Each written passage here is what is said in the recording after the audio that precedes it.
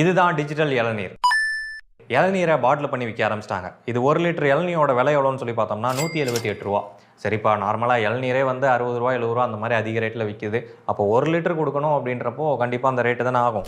And ஃப்ரண்ட்டில் பார்த்தீங்க அப்படின்னா 100% டெண்டர் கோகோனட் வாட்டர் அப்படின்னு சொல்லி போட்டிருக்கு. ஸோ அப்போ கண்டிப்பாக இளநீ தான். பாட்டிலில் இருந்தால் என்ன, இல்லை அந்த காயோட குடிச்சா என்ன, எல்லாமே ஒன்று தானே அப்படின்னு சொல்லி இன்க்ரீடியன்ஸை லேசாக ஒத்து பார்த்தோம் அப்படின்னா வாட்டர் அண்ட் கோகோனட் வாட்டர் கான்சன்ட்ரேட்டுன்னு போட்டு 9.6%ன்னு போட்டிருக்காங்க. அடே, அப்போ இளநீரே கிடையாதா இது?